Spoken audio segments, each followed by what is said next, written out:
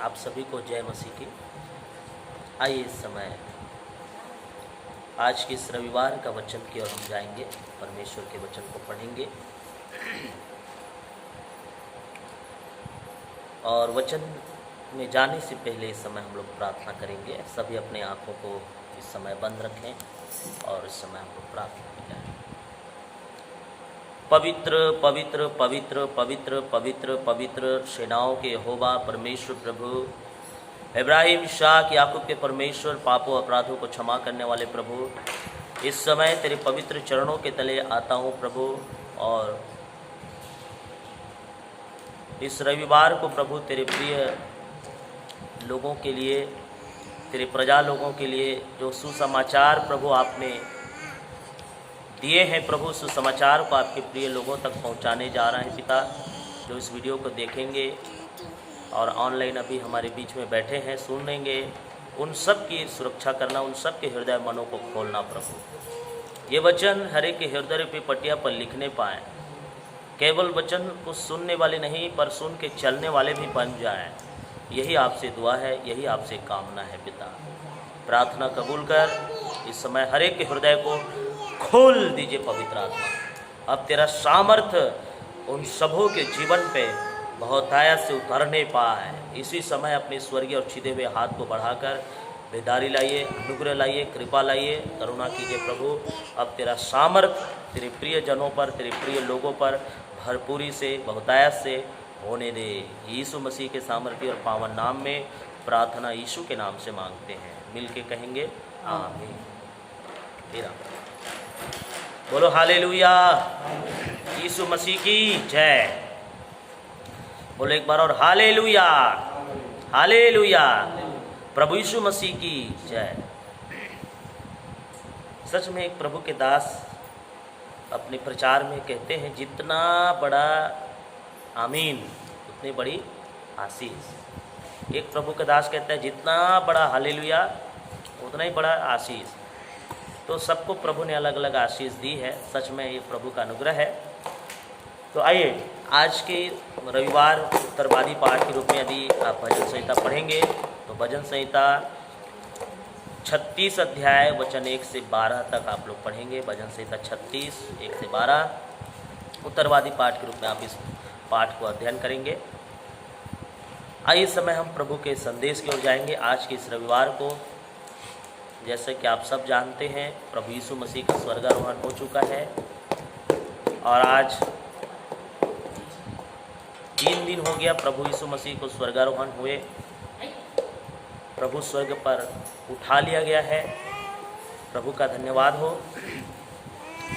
और जैसे प्रभु ने कहा कि मैं तुम्हारे लिए जगह तैयार करने जाता हूँ, सच में प्रभु ने हमारे लिए जगह तैयार करने के लिए स्वर्ग में है। और जब जगह तैयार होगी हमें लेने आएगा और हम सब फिर प्रभु के साथ होंगे। आमीन, हालेलुया। आइए आज के वचन की ओर हम जाएंगे। आज का विषय है, आत्मा तैयार है, शरीर दुर्बल है। आत्मा तैयार है और शरीर दुर्बल है। आप निकालेंगे मत्ती रचित सुसमाचार और उनका अध्याय 26, मत्ती के अध्याय 26 और वचन 41 को जब आप पढ़ते हैं, 41 वचन को, तो यहाँ पर लिखा है, जागते रहो और प्रार्थना करते रहो कि तुम परीक्षा में न पड़ो। आत्मा और प्रार्थना करते रहो कि तुम परीक्षा में न पड़ो। आत्मा तो तैयार है परंतु शरीर दुर्बल है। सच में आत्मा तैयार है पर शरीर क्या है? दुर्बल है। सच में मेरे प्रियो, इन दिनों हम सब अपने एक ही जगह पर कैद होके, हमारी आत्मा तैयार रहता है कि हमें प्रार्थना करनी है, हमें परमेश्वर की उपासना करनी है, हमें परमेश्वर के साथ आगे बढ़ना है।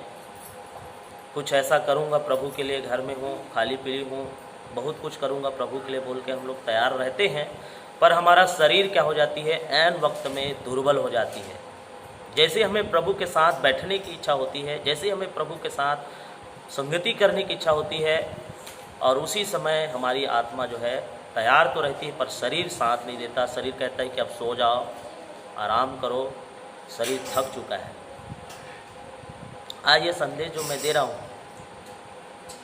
ये संदेश ये पहले से ही मेरी शरीर भी दुर्बल लग रही है, मुझे अपने आप में दुर्बल लग रहा है। आत्मा तैयार है कि मैं बहुत गहराई की बात आप लोगों के सामने रखूं, पर शरीर दुर्बल हो रहा है। फिर भी हम प्रभु के काम को पूरा करेंगे, क्योंकि बाइबल वचन में लिखा है, रोमियो की किताब में कहा कि आत्मा से शरीर देह की क्रियाओं को मारोगे तो जीवित रहोगे। इसलिए आत्मा की बात सुनकर इस देह की क्रिया को हमको मारना है, तब हम जीवित रहेंगे। आमीन, हालेलुया। तो सच में प्रभु हमको सामर्थ देगा। आज का जो विषय, सच में प्रभु ने कहा जागते रहो, प्रार्थना करते रहो कि तुम परीक्षा में ना पड़ो। आत्मा तैयार है पर शरीर दुर्बल है। सच में आज हमारी आत्मा तैयार है पर शरीर दिन ब दिन दुर्बल होती जा रही है, कमज़ोर होती जा रही है। हम परमेश्वर के निकट नहीं आ पा रहे हैं, परमेश्वर की उपस्थिति को नहीं समझ पा रहे हैं। इसलिए मेरे प्रियो, आज अपनी आत्मा की बात को सुनो। प्रभु कहता है कि आत्मा की सुनो। जैसे आप पढ़ेंगे रोमियो की किताब में, निकालिएगा रोमियो 8 अध्याय के और उनके 12वें वचन से जब आप पढ़ना शुरू करते हैं तो लिखा है, हे भाइयों, हम शरीर के कर्जदार नहीं कि शरीर के अनुसार दिन काटें, क्योंकि यदि तुम शरीर के अनुसार दिन काटोगे तो मरोगे, यदि आत्मा से देह की क्रियाओं को मारोगे तो जीवित रहोगे। हालेलुया। और आगे लिखा है, इसलिए कि जितने लोग परमेश्वर के आत्मा के चलाए चलते हैं वे ही परमेश्वर के पुत्र हैं। हालेलुया। सच में हमें आत्मा के चलाए चलना है, शरीर की क्रियाओं को मारना है। कई बार हमारा शरीर थका हारा रहता है, हम थक जाते हैं, हम बिल्कुल निराश हो जाते हैं, थक जाते हैं और आराम खोजते हैं, आराम ढूंढते हैं। पर प्रभु ने कहा इस समय हम सबको आत्मा की सुनना है। ठीक है, हम सब थक गए हैं, कड़ी धूप भी बढ़ी हुई है, इसलिए भी थक गए हैं। और इसीलिए प्रभु कहता है जब आप अपने घरों में हैं तो आत्मा की सुनो और आत्मा के अनुसार आगे बढ़ो, आत्मा में मजबूत बनो, क्योंकि ये वचन कहता है आत्मा के अनुसार चलोगे तो तुम जीवित रहोगे और शरीर के अनुसार दिन काटोगे तो मरोगे। ये आत्मिक मौत की बात कही जा रही है। जब हम शारीरिक रूप से तो सभी मरेंगे, लेकिन आत्मिक रूप से भी हम लोग मारे जाएंगे। स्वर्ग में न्याय के समय हमें नरक की आग की झील में डाला जाए। इससे अच्छा है कि हम अभी से अपने आत्मा को तैयार करें और परमेश्वर की अगुवाई में आगे बढ़ें, परमेश्वर की इच्छा को समझें। देखिए, जब हम घटना को देखते हैं, प्रभु यीशु मसीह, उस समय की बात है जब यीशु मसीह गतसमनी के बगीचे में थे और उस बगीचे में जाने से पहले, प्रभु यीशु मसीह उस गतसमनी के बगीचे में जाने से पहले चेलों से कुछ बातें कही थी, जिसे हम वचन से देखेंगे क्या कही थी। आप निकालिए मत्ती 26 अध्याय 31 वचन से लेके हम 45 वचन तक पढ़ेंगे। तो यहाँ पर लिखा है, तब यीशु ने उससे कहा, तुम सब आज ही रात को मेरे विषय में ठोकर खाओगे, क्योंकि लिखा है मैं चरवाहे को मारूंगा और झुंड की भेड़ें तितर बितर हो जाएंगी, परंतु मैं अपने जी उठने के बाद तुमसे पहले गलील को जाऊंगा। इस पर पतरस ने उससे कहा, यदि सब तेरे विषय में ठोकर खाएं तो खाएं, परंतु मैं कभी ठोकर न खाऊंगा। यीशु ने उससे कहा, मैं तुझसे सच कहता हूँ कि आज ही रात को मुर्ग के बांग देने से पहले तू 3 बार मुझसे मुकर जाएगा। पतरस ने उससे कहा, यदि मुझे तेरे साथ मरना भी पड़े तो भी तुझसे कभी न मुकरूंगा। और ऐसा ही सब चेलों ने भी कहा। देखिए यहाँ पर क्या हुआ, गतसमनी में जाने से पहले प्रभु यीशु मसीह ने चेलों को बताया कि आज रात तुम ठोकर खाओगे। कैसे ठोकर खाओगे कि जैसे चरवाहे को मार देंगे तो झुंड की भेड़ जो है तितर बितर हो जाती है, उसी तरह आज होने वाली है।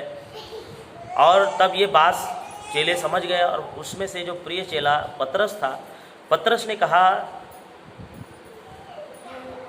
सब ठोकर खाए तो खाए पर मैं ठोकर नहीं खाऊंगा। तब परमेश्वर प्रभु यीशु मसीह ने पतरस के बारे में भी बोला कि पतरस, मैं तुमसे सच बोल रहा हूँ, आज रात को ही मुर्ग के बांग देने से पहले तो 3 बार मेरा इनकार करेगा। तो उन्होंने कहा, नहीं प्रभु, यदि मुझे तेरे लिए मरना पड़े ना तो भी मैं मरने के लिए तैयार हूँ। और ऐसा बोल के उन्होंने प्रभु को कहा कि मैं तेरे साथ रहूँगा, मैं नहीं मुकरूँगा। तब सब चेले भी ऐसे ही कहने लगे, पर प्रभु जानता था कि क्या होगा। सच में मेरे प्रियो, आज हम लोग भी जब प्रभु के साथ बने रहते हैं, बीते कई वर्षों से प्रभु के लोग आज विश्वास में हैं। मैं समझता हूँ कि जितने लोग अभी वीडियो देख रहे हैं उनमें से कई लोग 5 साल से हैं, कई लोग 4 साल से हैं, कई लोग 2 साल से हैं, 3 साल से विश्वास में हैं, 1 साल से विश्वास में हैं, कई लोग 10 साल से 12 साल से भी विश्वास में हैं हमारी बिनौरी कलीसिया में, और कई लोग और भी लंबे समय से प्रभु में विश्वास में हैं, कई वर्षों से विश्वास में हैं।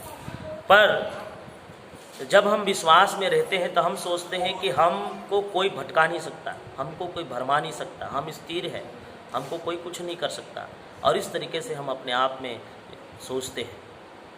लेकिन अभी के समय हम देखें कि हम चर्च नहीं जा पा रहे हैं, प्रभु की संगति नहीं कर पा रहे हैं, जिसके कारण से आज हमारे जीवन में सुस्ती और कमज़ोरी आ गई है। हम जब भी प्रार्थना करने के लिए बैठते हैं तो प्रार्थना में हमको कमज़ोरी लगता है, 5 मिनट 10 मिनट प्रार्थना करते हैं हमारे लिए भारी हो जाता है। तो इस तरीके से हमारे अंदर कमज़ोरपन आ गया है। तो इसी समय परमेश्वर हमको परख रहा है, हमको देख रहा है कि हम कितने तैयार हैं।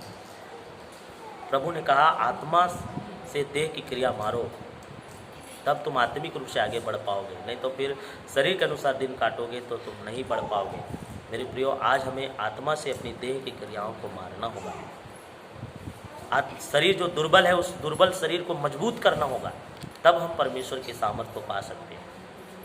देखिए आगे, और प्रभु यीशु मसीह जब गतसमनी में आया, ये तो था गतसमनी पहले, अब जब गतसमनी में आया तो क्या हुआ देखिए। तब यीशु अपने चेलों के साथ गतसमनी नामक एक स्थान में आया और अपने चेलों से कहने लगा, यहीं बैठे रहना जब तक मैं वहाँ जाकर प्रार्थना करूँ। वो पतरस और जब्दी के दोनों पुत्रों को साथ ले गया। पतरस और जब्दी के दोनों पुत्र मतलब कौन है? याकूब और यूहन्ना। और उदास और व्याकुल होने लगा, और वहीं पर प्रभु यीशु मसीह उदास और व्याकुल होने लगे, उदास और व्याकुल होने लगा। तब उसने उनसे कहा, मेरा जीव बहुत उदास है, यहाँ तक कि मेरा प्राण निकला जा रहा है, तुम यहीं ठहरो, मेरे साथ जागते रहो।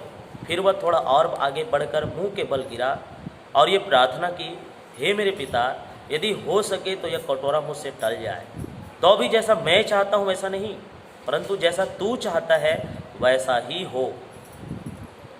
देखिए यीशु मसीह चेलों को बोला कि तुम लोग यहाँ रहो और जागो और प्रार्थना करो, और थोड़ी देर दूर में जाके प्रभु यीशु मसीह भी प्रार्थना करने लगा और कहा कि हे पिता, यदि हो सके तो कटोरा मुझसे टल जाए, तो भी जैसा मैं चाहता हूँ वैसा नहीं, परंतु जैसा तू चाहता है वैसा ही हो। फिर उसने चेलों के पास आकर उन्हें सोते पाया। अब वो ऐसा प्रार्थना किया और वापस आके देखा तो चेले सो रहे थे, निद्रा में थे, सोते पाया। तो उन्होंने कहा, क्या तुम मेरे साथ एक घड़ी भी नहीं जाग सके? यीशु मसीह ने उससे कहा, क्या तुम मेरे लिए एक घड़ी भी नहीं जाग सके? इसलिए प्रभु ने कहा, जागते रहो और प्रार्थना करते रहो, जागते रहो और प्रार्थना करते रहो कि तुम परीक्षा में ना पड़ो। आत्मा तैयार है परंतु शरीर दुर्बल है। फिर उसने दूसरी बार जाकर यह प्रार्थना की, हे मेरे पिता, यदि मेरे पिए बिना नहीं हट सकता तो मैं तेरी इच्छा पूरी हो। तब उसने आकर उन्हें फिर सोते पाया, क्योंकि उनकी आंखें नींद से भरी थी। उन्हें छोड़कर वो फिर चला गया और उन्हीं शब्दों में फिर तीसरी बार प्रार्थना की। तब उसने चेलों के पास आकर उनसे कहा, अब सोते रहो और विश्राम करो, पापियों के हाथ पकड़वाए सोते रहो और विश्राम करो, क्योंकि देखो वो घड़ी आ पहुंची है और मनुष्य का पुत्र पापियों के हाथ पकड़वाया जाता है। हालेलुया। देखिए यहाँ पर हम बहुत सारी बातों का आज हम सीखेंगे। प्रभु यीशु मसीह एक ऐसी स्थिति में था, ऐसी गंभीर स्थिति में था जिस समय उसे प्रार्थना की सहारा की आवश्यकता थी। उस समय प्रभु यीशु मसीह को एक सहारे की आवश्यकता थी, इसलिए उन्होंने अपने चेलों से कहा था कि तुम प्रार्थना करो, पर चेले सोने लगे, ऊँघने लगे। मेरे प्रियो, आज हमको भी जागने की आवश्यकता है, ऊँघने और सोने की ज़रूरत नहीं है। इस समय जिस स्थिति में हम लोग चल रहे हैं, परमेश्वर के साथ नहीं आ पा रहे हैं, उसकी संगति नहीं कर पा रहे हैं, पर जिस भी हालत में जैसे भी हम संगति करें अपने घरों में, इस चैनल के द्वारा, वीडियो के द्वारा, और भी कॉल के द्वारा। तो इस संगति के माध्यम से हमें प्रभु में मजबूत होना है, प्रभु में स्ट्रांग होना है, मजबूत होना है, जागते रहना है। यहाँ यीशु मसीह अपने चेलों को बोला जागते रहो और प्रार्थना करते रहो। देखिए, तो हमें भी जागना, प्रार्थना करना बहुत ज़रूरी है। ये समय है अब सोने का नहीं, ये समय है अब जागने का। ये समय सोने का नहीं, अब ये जागने का समय है। जैसा कि हम देखते हैं गतसमनी में यीशु ने एक रात प्रार्थना में व्यतीत की। गतसमनी में यीशु मसीह एक रात तक वो प्रार्थना व्यतीत किया। तब फिर उसके चेलों ने कई प्रकार से प्रभु यीशु मसीह को वो उत्तर देने लगा। चेले कहने लगे प्रभु मुझे नींद आ रहा है। चेले बोलता था कि ठीक है हम लोग जागेंगे। प्रभु के प्रार्थना करके आते तक देखा तो लोग सो ही रहे थे। तो आज सचमुच में हम लोग संगति नहीं कर पाने के कारण, प्रार्थनाओं में चर्चों में नहीं आने के कारण हम लोग भी अभी सो रहे हैं। हमारी आत्मिक जीवन जो है सो चुकी है, ऊँघ चुकी है। इसलिए मेरे प्रियो, अब प्रभु कहता है जागो। आत्मा यदि आपकी तैयार है तो शरीर को दुर्बल होने मत दो, तुम तैयारी करो और परमेश्वर के सामने जागो। देखिए क्या हुआ उस समय, जब यीशु गतसमनी में था उस समय यहूदा जानता था कि यीशु कहाँ है। वही यहूदा इस्करियोती जो यीशु मसीह के विरुद्ध षड्यंत्र रच रहा था, वो यहूदा मालूम था कि यीशु मसीह कहाँ है। और वो अपने योजनाओं में बहुत व्यस्त हो गया था, मजबूत हो गया था कि मुझे प्रभु को कैसे पकड़वाना है, कैसे क्या करना है। वो यहूदा उस संगति से अलग हो गया था। जब चेलों को लेकर प्रभु उस गतसमनी में आया तो उस समय यहूदा इस्करियोती नहीं था, केवल 11 चेले वहाँ पर थे और उसमें से 3 चेले भी उनके साथ थे, जिसको हम जानते पतरस, याकूब और यूहन्ना भी थे। और वो प्रिय चेला प्रभु के थे। प्रभु ने बाकी चेलों को वहीं रहने के लिए बोला और 3 चेलों को बोला कि मेरे साथ थोड़ा आगे चलो, और आगे चल के तुम उनको बोला कि तुम मेरे साथ जागते रहो, मेरे साथ प्रार्थना करो। उनको जब प्रार्थना करने की इच्छा हुई, पर वो लोग इस गंभीरता को लोग नहीं समझ पाए कि क्यों प्रभु हमको प्रार्थना करने के लिए बोल रहा है, क्यों प्रभु हमको इस रात के समय प्रार्थना करने के लिए बोला। इतने दिन तक तो हमको प्रार्थना करने नहीं बोला था, पर आज क्यों बोल रहे हैं, इस गंभीरता को लोग नहीं समझ पाए और वो लोग सोने लगे। और ऐसा एक बार नहीं, 2 बार नहीं, 3 बार ऐसा हुआ। प्रभु यीशु मसीह 3 बार आया कि पहली बार देखा तो फिर सोया, फिर उठाया, बोला उठो मेरे लिए एक घड़ी भी नहीं जाग सकते। दूसरी बार फिर आया, फिर देखा सो रहे, फिर उसको उठाया, बोला कि तुम मेरे लिए एक घड़ी भी नहीं जाग सकते, जागो, प्रार्थना करो कि तुम परीक्षा में ना पड़ जाओ। चेले इस गंभीर बात को नहीं समझ पाए, इस गंभीरता को नहीं समझ पाए और वहाँ यीशु को अकेले ही प्रार्थना करना पड़ा। अकेले ही यीशु मसीह वहाँ पर प्रार्थना करता रहा, उस दुख के कटोरे को, प्याले को लिए प्रार्थना करता रहा कि प्रभु यदि हो सके तो ये कटोरा मुझसे टल जाए, पर इसमें मेरी नहीं पर तेरी इच्छा पूरी हो। और सच में वहाँ पर प्रभु की इच्छा पूरी हुई, परमेश्वर की इच्छा पूरी हुई, क्योंकि परमेश्वर ने यीशु के जगत में भेजा और यीशु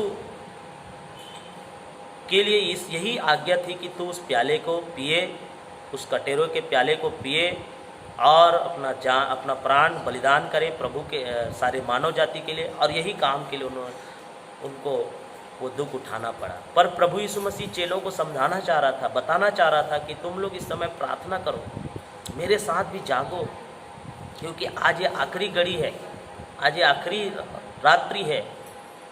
पर चेले इस गंभीरता को नहीं समझ पाए, इस बात को नहीं समझ पाए और यीशु अकेला ही प्रार्थना करता रहा। जबकि उस समय यीशु मसीह बहुत व्याकुल थे, उस समय यीशु को उनकी आवश्यकता थी उनकी प्रार्थनाओं की, फिर भी चेले सोते रहे। पूरे इतिहास के दौरान परमेश्वर उन लोगों की खोज कर रहा था जो संसार की छुड़ौती के लिए उसको अपना सब कुछ समर्पित करने के लिए तैयार हो। उस समय प्रभु देख रहा था कि कौन है जो अपना सब कुछ समर्पित करके मेरे लिए और इस संसार की छुड़ौती के लिए मेरे साथ जाग सके, मेरे साथ तैयार हो सके। वो ढूंढ रहा था, मगर कई बार परमेश्वर को आश्चर्य होने लगा, हैरान होने लगा, कोई भी उनके साथ नहीं आने के लिए तैयार नहीं होता था। इसलिए वो आश्चर्य करता था। कई बार प्रभु के पास आने के लिए लोग आश्चर्य करते थे, प्रभु के पास आने के लिए तैयार नहीं होते थे। इसलिए प्रभु यीशु मसीह आश्चर्य करते थे, हैरान हो जाते थे कि क्यों ये लोग नहीं आ रहे।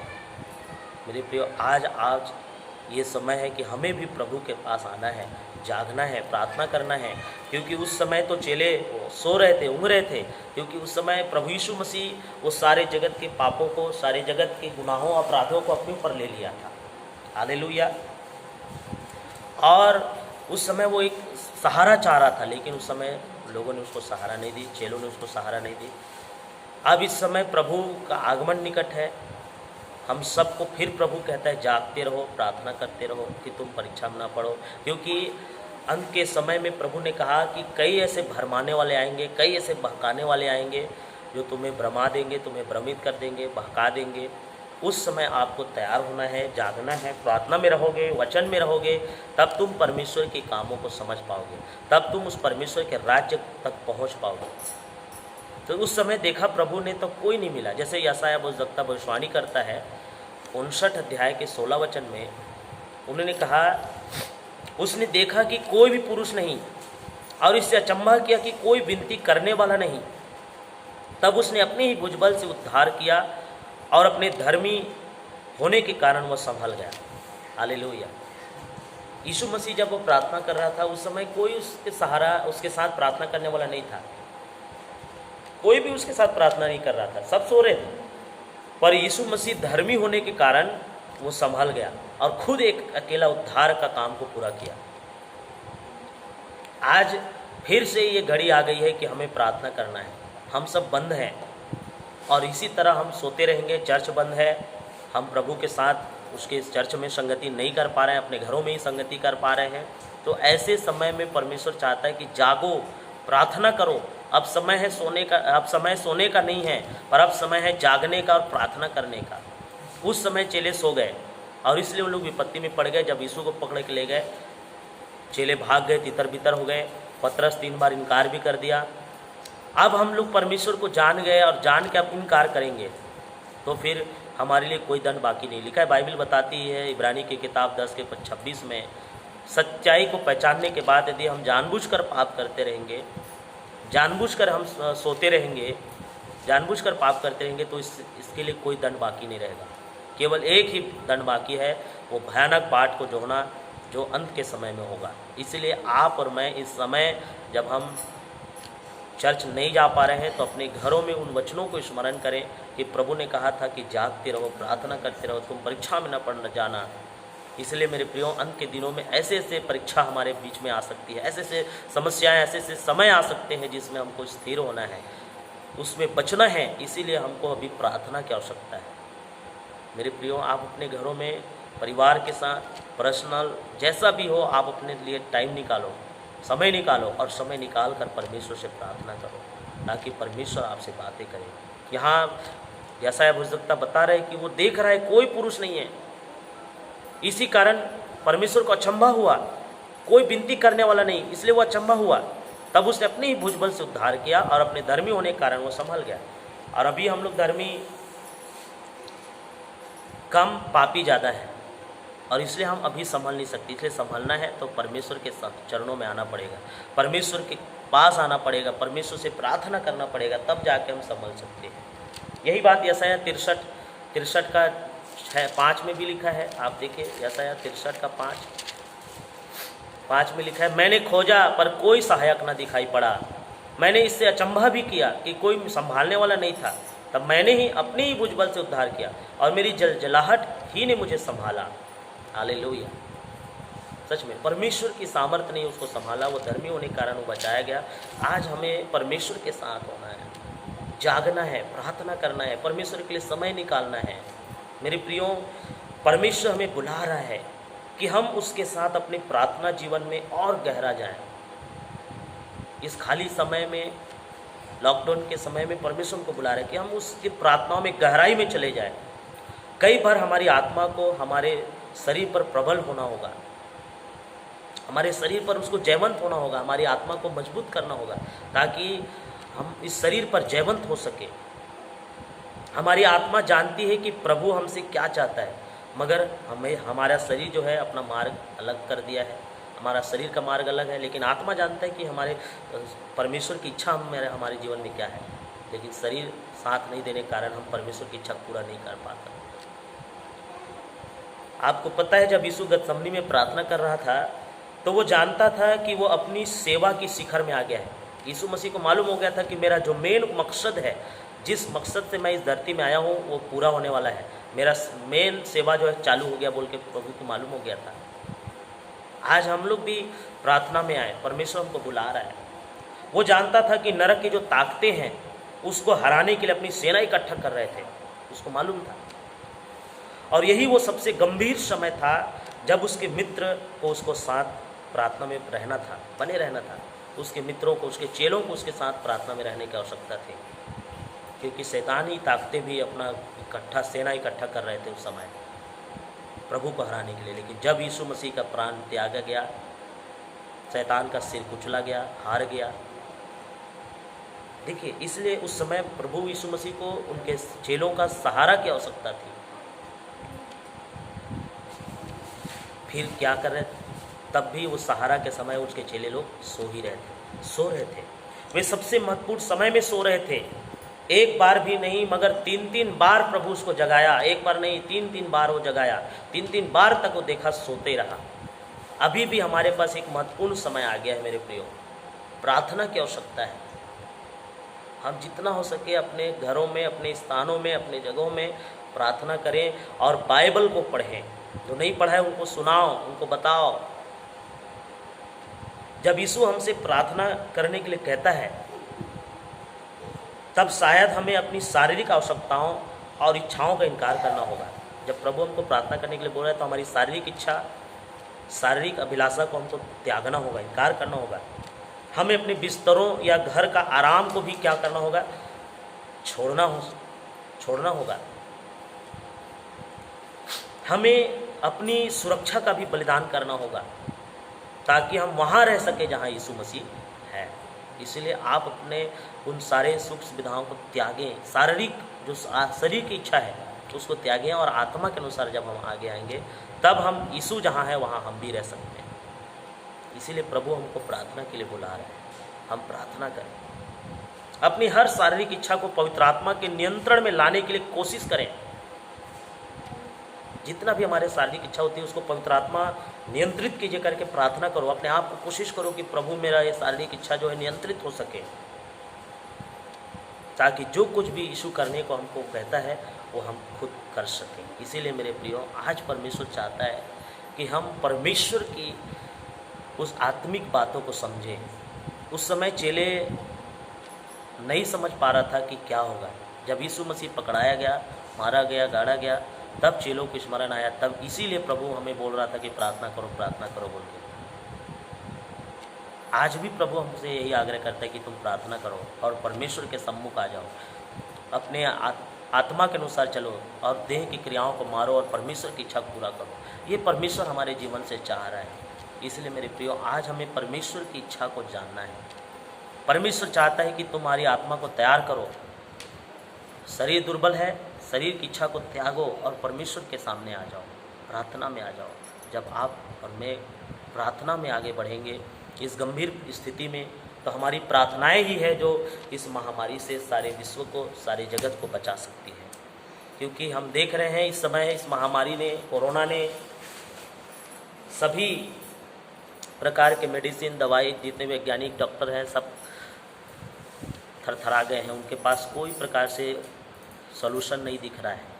इसलिए हमें प्रार्थना करना है कि परमेश्वर अपने भक्तों को, अपने लोगों को उसके अंदर में वो ज्ञान भरे, वो आत्मा भरे, जिससे वो उस महामारी की वैक्सीन बना सके, दवाई बना सके। जितने बीमार हैं उनके लिए प्रार्थना करें। ये बहुत ज़रूरी है। प्रार्थना की आवश्यकता है, केवल अपने लिए नहीं पर अपने देश के लिए, अपने लोगों के लिए, पूरे विश्व के लिए हम प्रार्थना करें। हो ना हो, प्रभु की इच्छा हो तो प्रभु इस विपत्ति से हमको टाल देगा, हमको संभाल लेगा। यही प्रार्थना करें कि प्रभु इसमें हमारी नहीं तेरी मर्जी पूरा हो बोल के प्रार्थना करो। और जब प्रभु की इच्छा पूरी होगी, सचमुच में परमेश्वर हमारे जीवन में आशीष देगा। सचमुच में परमेश्वर हमारे जीवन को, हमारी प्रार्थनाओं को सुनेगा और हमको बहुतायत से आशीष देगा, हमको छुड़ाएगा, हमको बचाएगा। इसलिए प्रार्थना की आवश्यकता है। प्रभु आपको प्रार्थना के लिए बुला रहा है। प्रभु ने कहा जागते रहो, प्रार्थना करते रहो कि तुम परीक्षा में ना पड़ो। आत्मा तैयार है तो आत्मा की सुनो, शरीर तो दुर्बल है ही है। हमेशा शरीर नहीं चाहता कि हम प्रार्थना करें, हम आगे बढ़ें, इसलिए हमें आत्मा के अनुसार आगे बढ़ना है, परमेश्वर के अनुसार आगे बढ़ना है। तो इन सारे वचनों के द्वारा प्रभु आप सबको आशीष दे। मैं आशा करता हूँ आपको आज के विषय बिल्कुल समझ में आ गया होगा कि हमें इस गंभीरता को समझना है।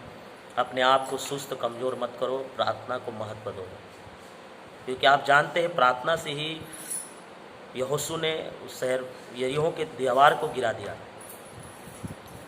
प्रार्थना से ही यहोशू जब प्रार्थना किया, सूर्य 3 पहर तक रुका रहा। प्रार्थना से ही दानियल सिंहों के मुंह को बंद कर दिया। प्रार्थना ही है जो शद्रक मेशक अबेदनगो को आग की ज्वाला ने जला नहीं पाया। इसलिए मेरे प्रियो, आपकी प्रार्थना भी हर विपत्ति से हमको बचाएगी। आप सब प्रार्थना करें, परमेश्वर के नाम की स्तुति करें। तो प्रभु आप सबको आशीष दे। God bless you. आइए इस समय हम अपने आंखों को बंद करें, प्रार्थना करेंगे। प्रिय प्रभु यीशु, जब आप चाहते थे कि तेरे चेले आपके साथ जागते हुए प्रार्थना करें, तब यह सफल रहे प्रभु। आज भी जब आप चाहते हैं कि मैं प्रार्थना करूं, तो मैं इच्छुक नहीं होता हूं। मैं संसारिक आराम और कामों को प्राथमिकता देता हूं। इसलिए मुझे क्षमा कर प्रभु। मैं आपके साथ प्रार्थना करने वाला साथी बन जाऊं। ऐसी आशीष मुझे दे पिता, ताकि मैं तेरी इच्छा को पूरा कर सकूं। आप जिस योजना के तहत हमें आशीष देना चाहते प्रभु, हम उस योजना को पूरा कर सके। इसलिए हमें ऐसा आत्मा दे, ऐसा शक्ति भर प्रभु, कि हम तेरी इच्छा को पूरी कर सके। और इस समय हम प्रार्थना कर सके प्रभु, पूरे विश्व भर में जो कोरोना फैली हुई है, महामारी फैली हुई है, इसमें तेरी मर्जी पूरा हो, तेरी इच्छा पूरा हो प्रभु। आप जो चाहते हैं वो पूरा हो प्रभु, क्योंकि आप चाहें तो सचमुच में आप इस महामारी को ख़त्म कर सकते हैं। आज मैं प्रार्थना करता हूँ प्रभु, तमाम विश्व भर में जो बीमारी से ग्रसित है, संक्रमित लोग हैं, उन सबको आपके हाथों में सौंपता हूँ। उन्हें स्वस्थ सेहत दे, उनकी इम्यूनिटी पावर को बढ़ा दे पवित्र आत्मा। उनमें तेरा सामर्थ को भर दीजिए पवित्र आत्मा परमेश्वर। ऐसी आशीष की मैं दुआई देता हूँ। साथ ही मैं प्रार्थना करता हूँ, जितने बीमार लोग जो इस सभा को, इस मीटिंग को देख रहा है, इस संदेश को सुन रहा है प्रभु, मैं उन सब के लिए प्रार्थना करता हूँ, तेरा अभिषेक और तेरा सामर्थ्य वहाँ पर उनके जीवन में उतरने पाए। इसी समय एक नए बल को प्राप्त करने पाए। शारीरिक दुर्बलताएं प्रभु यीशु के नाम से दूर होने पाए। यही दुआ है प्रभु, आप मेरी प्रार्थना स्वीकार कर। सौगने आशीष और बरकतों को दे पवित्र आत्मा। अब तेरा सामर्थ तेरे लोगों के ऊपर में उतरने पाए, बहने पाए। यही प्रार्थना करता हूँ पिता। विनती सुन और हमें तेरी इच्छा के अनुसार चलने वाला, प्रार्थना करने वाला बेटा बना प्रभु। उस गंभीर विषयों को हम समझ सके प्रभु। इस समय जो गंभीरता है, महामारी बढ़ती जा रही है, इस स्थिति में प्रभु हमें तेरे चरणों में आने की आवश्यकता है। इसलिए प्रभु हम अपनी आत्मा के अनुसार, तेरी आत्मा के अनुसार तेरे चरणों में हम आने की इच्छा चाहते हैं। ऐसा जीवन हमें दे प्रभु। प्रार्थना मसीह यीशु नासरी के नाम से मांगता हूँ, सुन और दया से कबूल कर। सब लोग कहें आमीन। प्रभु आप सबको आशीष। हालेलुया, जय मसीह की। तो इस बात को विशेष गंभीरता में लीजिए। प्रभु आप सबके साथ है। प्रभु आपको आशीष दे। जय मसीह की। God bless you. जय मसीह।